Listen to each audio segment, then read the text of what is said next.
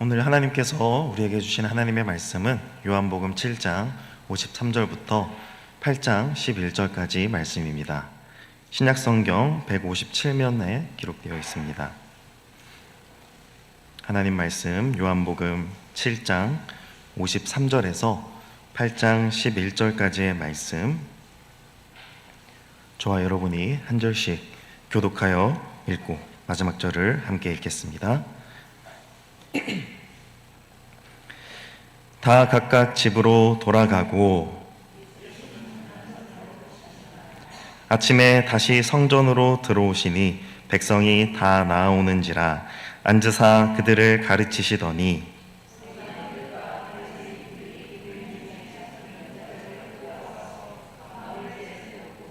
예수께 말하되 선생이여 이 여자가 간음하다가 현장에서 잡혔나이다.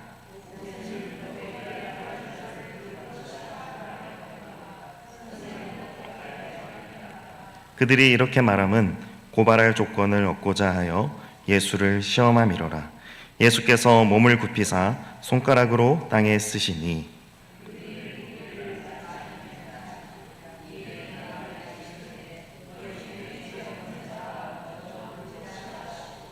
다시 몸을 굽혀 손가락으로 땅에 쓰시니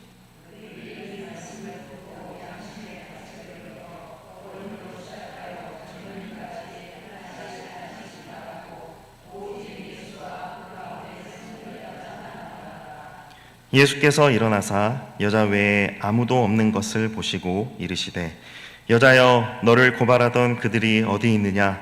너를 정죄한 자가 없느냐? 대답하되 주여 없나이다. 예수께서 이르시되 나도 너를 정죄하지 아니하노니 가서 다시는 죄를 범하지 말라 하시니라. 아멘. 오늘 함께 읽은 말씀을 가지고 정죄 못할 이유라는 제목으로 하나님 말씀을 전하겠습니다. 여느 때와 다름없이 예수님은 아침 일찍 성전에 또 다시 나오셨습니다. 그리고 많은 사람들이 예수님에게 나왔습니다. 예수님은 성전에 앉으셔서 자기에게 나온 사람들을 가르치기 시작하셨습니다.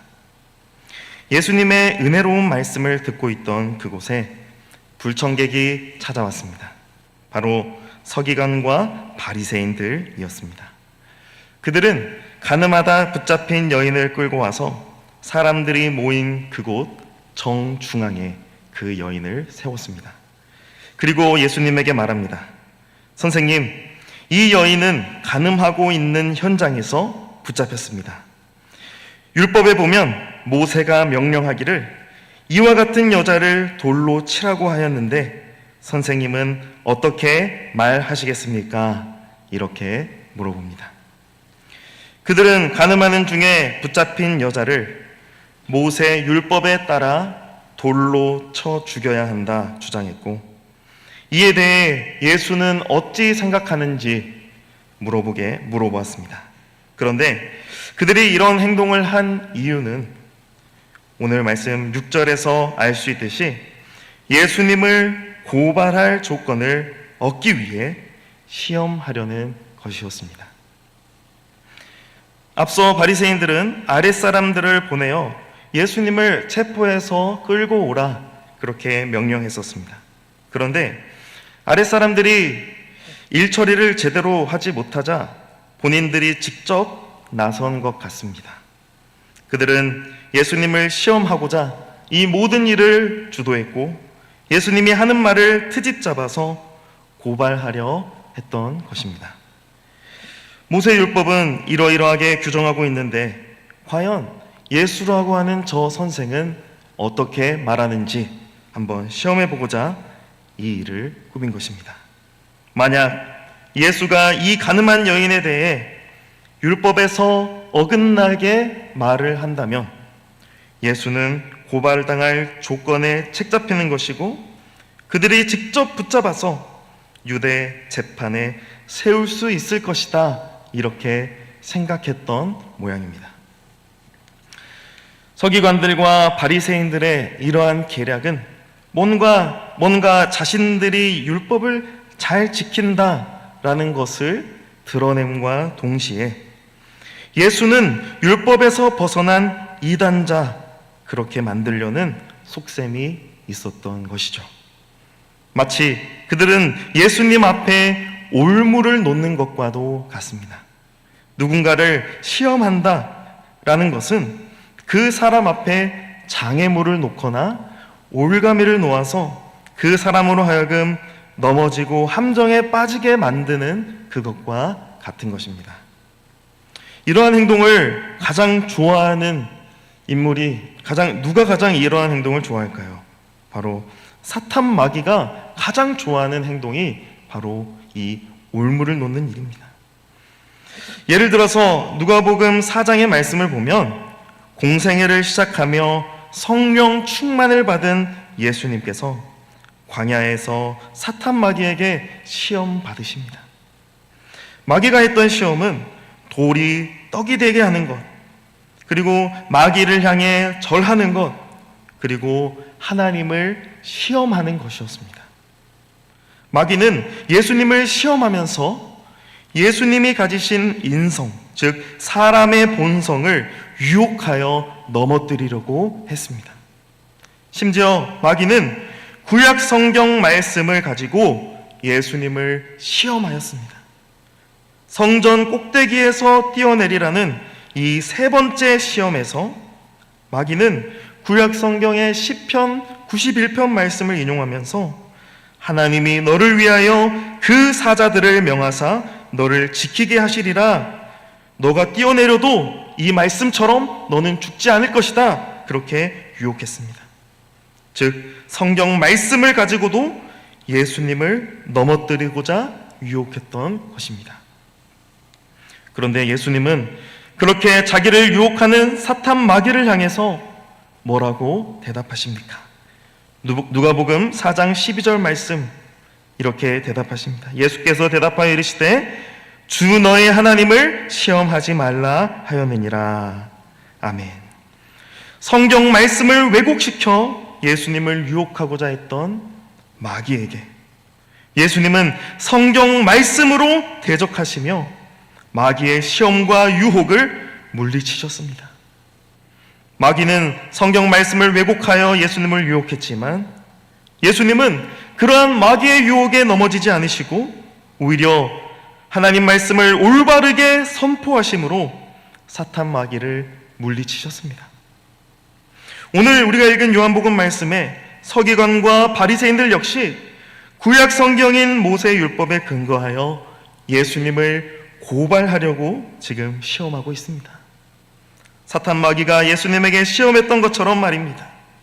즉 그들은 하나님의 말씀을 가지고 하나님의 아들이신 예수님을 책잡고 넘어뜨리려 하는 것이었습니다. 예수님은 서기관들과 바리새인들의 말을 듣고 조금 특별한 행동을 하십니다. 먼저 예수님은 몸을 굽혀 손가락으로 땅에 무언가를 쓰십니다. 여기서 예수님이 땅에 무엇을 쓰셨을까요? 성경학자들은 예수님이 땅에 쓰신 글은 아마도 성경 구절일 것이다, 또는 바리새인과 서기관들에게 할 대답을 쓰신 것이다, 또는 지금 바리새인들과 서기관들의 질문에 대답할 말을 생각하려고 예수님이 시간을 끄신 것이다 라는 이러한 다양한 해석을 합니다. 그런데 이 모든 해석들보다 가장 분명한 해석은 예수님이 땅에 무엇을 쓰셨는지 아무도 모른다는 것입니다. 왜냐하면 오늘 본문이 그 사실을 보도해주고 있지 않기 때문입니다. 예수님이 무엇을 쓰셨는지는 아마 예수님만 아실 것입니다. 그래서 예수님이 이렇게 저렇게 땅에 쓰셨다라고 추측하거나 또는 그 추측을 가지고 너무 과장된 해석을 하는 것은 오늘 말씀에 의도한 바와 별로 상관이 없는 해석이 될 것입니다. 오히려 우리가 주목해야 할 것은 땅에 기록된 어떤 글자가 아니라 예수님이 지금 하고 계시는 이 특별한 행동입니다. 오늘 말씀을 기록한 요한은 예수님이 땅에 몸을 굽혀 무언가를 쓰신 행동을 6절과 8절 그렇게 2번이나 반복하여 기록하므로 이 글을 읽는 독자들에게 예수님이 하신 행동이 가진 뉘앙스와 또 이 본문의 의도를 전달하고 있습니다. 오늘 말씀에서 예수님은 2번 몸을 굽혀 땅에 글을 쓰시고 또한 2번 몸을 일으켜 말씀하십니다. 첫째로 몸을 굽히셔서 땅에 글을 쓰신 그 행동을 취한 것은 바리새인과 서기관들의 질문이 들어왔을 때 취하신 행동입니다. 6절 말씀 우리 다시 한번 읽어보겠습니다. 시작. 그들이 이렇게 말함은 고발할 조건을 얻고자 하여 예수를 시험함이로라. 예수께서 몸을 굽히사 손가락으로 땅에 쓰시니. 아멘. 예수님의 이 독특한 행동을 보던 바리새인과 서기관들은 지금 가늠한 여인에 대한 예수님의 대답, 그러니까 예수 당신은 선생은 가늠한 여인을 어찌 할 것이요, 이렇게 계속해서 질문하고 물어보고 있었습니다. 7절 말씀에 그들이 묻기를 마지 아니하는지라 라고 하는 이 표현을 봐도 알 수 있듯이 예수님께서 행동을 취하시는 도중에도, 예수님이 땅에 무언가를 쓰시는 도중에도 그들은 계속해서 질문 공세를 했습니다. 마치 가늠한 여인에 대하여 율법 논쟁을 벌이려고 한 것인 마냥 그들은 예수님의 독특한 행동에도 불구하고 계속해서 질문 공세를 한 것입니다. 게다가 그들은 예수님이 하시는 행동에는 전혀 관심이 없고 단지 예수님을 고발하기 위해 트집 잡는 것에 혈안이 되어 있었습니다. 예수님께서 그들의 속셈을 모르셨을 리가 없죠. 그래서 아마 예수님이 그들의 질문에 말로 받아치지 않으시고 땅에 글을 쓰신 것인지도 모르겠습니다. 그렇게 몸을 굽혀 땅에 무언가 쓰고 계시던 예수님은 그들의 질문 공세에 몸을 일으켜 세우시며 말씀하십니다. 방금 7절 말씀인데요, 다시 한번 우리가 읽어보겠습니다. 시작. 그들이 묻기를 마지 아니하는지라 이에 일어나 이르시되 너희 중에 죄 없는 자가 먼저 돌로 치라 하시고. 아멘. 예수님이 하신 이 말씀은 모세오경 신명기 말씀에 근거한 말씀입니다. 우리가 신명기 17장 6절에서 7절 말씀을 보면 이렇게 기록되어 있습니다. 죽일 자를 2사람이나 3사람의 증언으로 죽일 것이요 라고 이렇게 말씀을 시작하며 하는데, 여기서 죽일 자라고 하는 것은 율법을 어긴 자입니다. 지금 오늘 본문의 상황으로 따진다면 가늠한 여인을 의미하는 것이죠. 또한 계속해서 보면 그 범죄한 사람을, 그 죽일 자를 한 사람의 증언으로는 죽이지 말 것이며 이런 자를 죽이기 위하여는 증인이 먼저 그에게 손을 댄 후에 뭇 백성이 손을 댈지니라. 너는 이와 같이 하여 너희 중에 악을 제할지니라. 그렇게 말씀하고 있습니다. 신명기 말씀을 보면 하나님께서는 2사람이나 3사람의 증언으로 죄인을 죽여야 하며 한 사람의 증언으로는 죽이지 말라 이렇게 말씀하셨습니다. 또한 범죄를 최초로 목격한 증인이 먼저 죄인에게 손을 대라 말씀하고 있습니다. 즉 신명기 말씀대로 한다면 가늠한 여인에게 먼저 손을 댈 수 있는 사람은 최초의 증인입니다. 예수님은 이 여인이 간음죄를 행하던 그 범행을 먼저 목격한 증인, 그 한 사람이 먼저 이 여인을 돌로 치라고 그렇게 말씀하신 것입니다. 사람들은 예수님이 하신 말씀을 정확하고 분명하게 들었습니다. 예수님은 지금 가늠한 여인을 향해서 분명하게 돌로 치라 이렇게 말씀하셨는데, 그들 중에 죄 없는 자, 즉 여인이 가늠한 것을 목격한 처음 증인이 먼저 나와 돌을 치라 그렇게 말씀하신 것입니다. 예수님은 너희 중에 죄 없는 자가 먼저 돌로 치라 라는 이 말씀을 사람들이 정확하고 분명하게 듣게 하기 위해서 지금 이 행동을, 몸을 굽혀 땅에 쓰시는 행동, 그리고 일어나시는 이 행동을 하신 것입니다. 예수님은 바리새인과 서기관들이 자신을 시험하고 있음을 아시고 그들과 논쟁하는 것이 아니라 그들을 집중시키셔서 자신의 이 말씀을 분명하게 전달하셨습니다. 그래서 이어지는 8절 말씀에 예수님이 또다시 몸을 굽혀 땅에 쓰시기 시작하셨다고 그렇게 알려줍니다. 예수님은 자기가 할 말씀을 딱 하신 후에 다시 몸을 굽혀 땅에 쓰시는 행동을 취하신 것입니다. 그들과의 언쟁에 휘말릴 필요가 없었기 때문이죠. 이어지는 말씀을 통해 알 수 있듯이 그들 중 가늠한 여인에게 돌을 던질 수 있는 사람은 단 한 사람도 없었습니다. 그들 중에는 죄에서 자유로운 사람이 한 사람도 없었을 뿐만 아니라 가늠한 여인을 목격한 최초의 증인조차 없었는지도 모릅니다. 왜냐? 그들 중에 지금 이 여인을 돌로 친 사람이 한 사람도 없었기 때문입니다. 그리고 예수님의 말씀을 들은 바리새인과 서기관들, 심지어 그곳에서 예수님의 가르침을 듣던 모든 사람이 다 그 자리를 떠나갔습니다. 즉 그들 중에 예수님의 말씀을 듣고 죄에 대해 떳떳할 수 있는 사람이 한 사람도 없었음을 의미합니다. 바리새인과 서기관들이 예수님을 고발할 조건을 찾고자 모세의 율법을 근거로 예수님을 시험했습니다.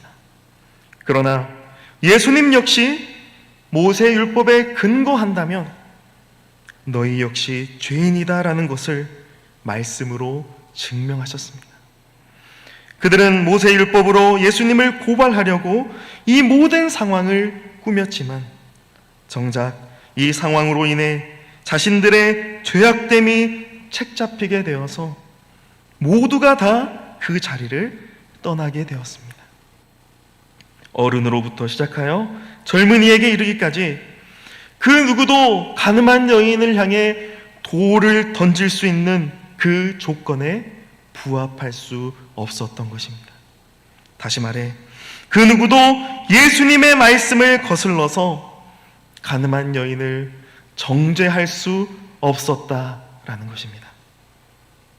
그리고 오늘 말씀 9절 하반절은 오직 예수와 그 가운데 섰는 여자만 남았더라 라고 기록합니다. 이제 다른 사람은 모두 떠나가고 오직 예수님과 가늠한 여인이 남았습니다. 여전히 예수님은 몸을 굽혀 땅에 무언가를 쓰고 계셨습니다. 그런데 사람들이 다 떠나간 후에 예수님이 몸을 일으키셔서 가늠한 여인과 독대하는 그 자리를 마주하게 되었습니다. 마치 요한복음 4장에 우물가에 홀로 있던 사마리아 여인을 만나신 것과 같이 예수님은 돌에 맞아 죽을 뻔한 가늠한 여인과 단둘이 이야기 나누기 시작하신 것입니다. 10절 말씀을 보면 예수님은 가늠한 여인을 고발하고 정죄하던 자들이 없다는 것을 확인시켜 주십니다. 그리고 예수님 역시 이 여인을 정죄하지 않으신다라고 말씀하시며 다시는 죄를 범하지 말라 그렇게 명령하십니다. 예수님의 이 말씀을 통해서 이 여인이 간음이라는 그 죄를 범했다라는 그 사실임을 알 수 있습니다.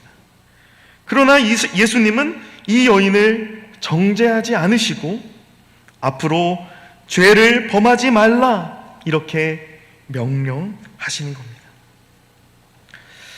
율법대로 한다면 사실상 이 여인은 정죄를 받아야 마땅합니다. 모세율법에 근거할 때 이 여인은 정죄를 받고 돌을 맞아 죽어야 했습니다.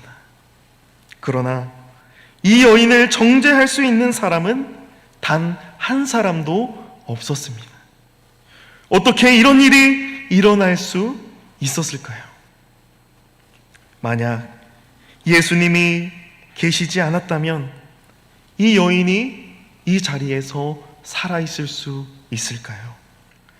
간음한 여인은 간음죄로 인해 정죄받아야 마땅하지만 그 자리에 예수님이 계셨기 때문에 이 여인을 정죄할 수 있는 이유가 단 하나도 없었습니다.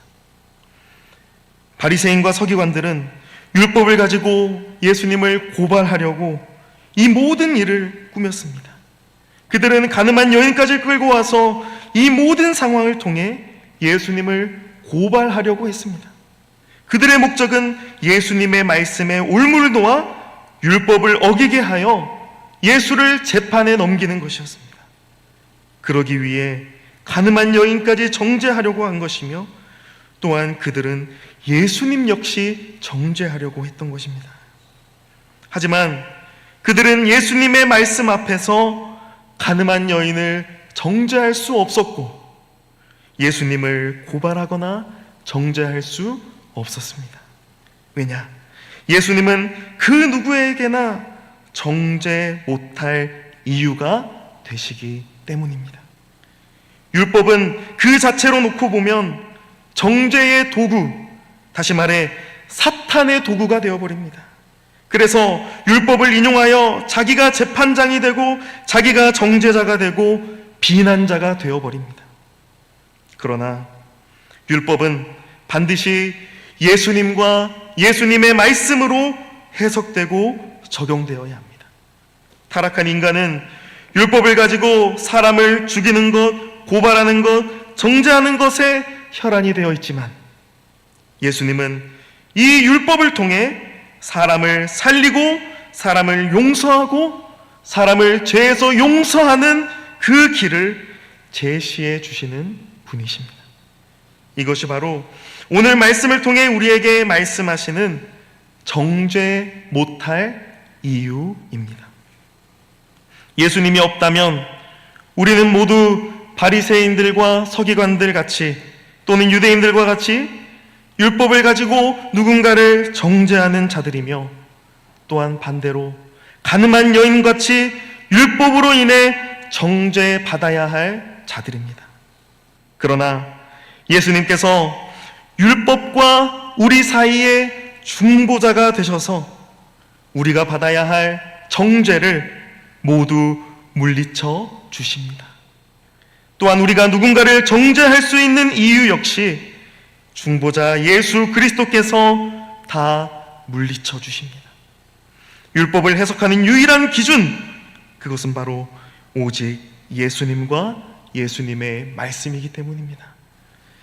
그렇다면 죄가 용납되는 것일까요? 아닙니다. 절대 우리의 죄가 용납되는 것은 아닙니다. 11절에서 말씀하듯이 예수님은 분명 간음이라는 죄를 지은 이 여인에게 가서 다시는 죄를 범하지 말라 이렇게 말씀하셨습니다. 이 말은 원어 그대로 한다면 더 이상 죄에 머무르지 말라는 뜻입니다. 더 이상 죄의 구덩이 안에 갇혀있는 존재가 되지 말라 그 뜻입니다. 이 말씀이 무슨 뜻입니까?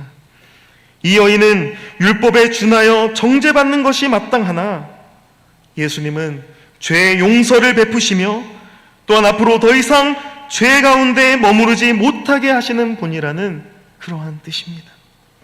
즉, 그 누구든지 예수님 안에 있다면 이제는 더 이상 정죄받을 대상이 아닌 죄에서 떠나고 죄를 멀리하고 죄로부터 자유롭게 된다, 그 말씀입니다. 이 은혜를 알았던 사도 바울은 로마서 8장 1절에서 2절 말씀에 우리에게 이렇게 선언합니다. 우리 함께 한 목소리로 읽겠습니다. 시작. 그러므로 이제 그리스도 예수 안에 있는 자에게는 결코 정죄함이 없나니 이는 그리스도 예수 안에 있는 생명의 성령의 법이 죄와 사망의 법에서 너를 해방하였음이라. 아멘. 사랑하는 성도 여러분, 그리스도 예수 안에 있는 우리는 누군가를 정죄할 수 있는 자격이나 권한이 없고, 또한 누군가에 의해 정죄받을 이유도 없습니다.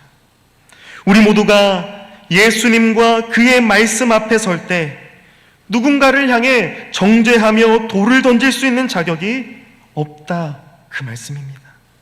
그런데 때로 우리는 예수님과 그의 말씀은 잊어버린 채 누군가를 향해 돌을 들고 정죄하고 비난할 때가 있습니다.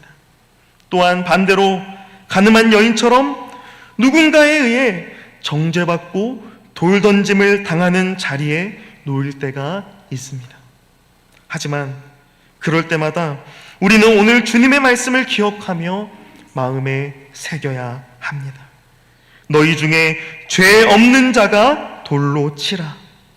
주님은 그 누구도 죄인을 향해 돌을 던질 자격이 없으며, 또한 그 누구도 예수 안에서 돌을 맞을 이유가 없다, 그렇게 말씀하십니다. 왜냐? 우리가 받아야 할 모든 정죄와 비난, 그것은 우리가 아닌 우리 주 예수 그리스도께서 십자가에 달려 죽으사 대신 받으셨기 때문입니다. 주님은 죄인들의 정죄를 대신 받으시기 위해 육신의 모양으로 이 땅에 오셨습니다. 주님은 죄인인 우리가 받아야 할 모든 정죄와 고발과 고난과 죽음을 십자가에서 받으셨습니다. 그러므로 나를 위해 주님이 받으신 모든 정죄와 고난과 죽음을 믿고 고백하는 자는 그 누구도 정죄할 수도 정죄받을 수도 없습니다.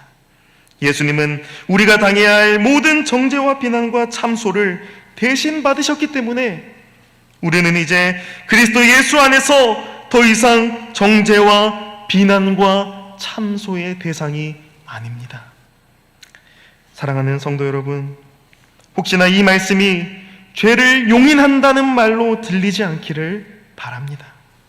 주님이 베푸신 십자가의 은혜는 우리의 죄를 용인하는 것이 아니라 다시는 우리가 죄에 머무르지 않도록 우리를 죄의 구덩이에서 건지시는 은혜라는 사실을 반드시 기억해야 합니다. 따라서 그리스도 예수 안에서 우리는 더 이상 죄에 머무를 수 없고 머무르면 안 됩니다. 정죄하는 죄를 범해서도 안 되며 정죄받을 죄에 머물러서도 안 되는 존재가 바로 예수 그리스도 안에 있는 하나님의 자녀들입니다. 사랑하는 성도 여러분, 우리의 정죄 못할 이유이신 예수 그리스도 안에 거하시기를 축복합니다. 그리스도 예수 안에서 다른 이를 정죄하는 죄를 범하지 않기를 바랍니다. 또한 우리가 정죄받지 못할 이유 되시는 예수 그리스도 안에 머무시기를 축복합니다. 그리스도 안에서 결코 정죄함이 없는 우리 자신임을 늘 기억하면서 늘 죄 가운데 머무는 것이 아니라 죄를 사하시고 물리치신 예수 그리스도 안에 늘 거하시기를 주 예수 그리스도의 이름으로 간절히 축복합니다. 아멘. 이 시간 우리 함께 말씀을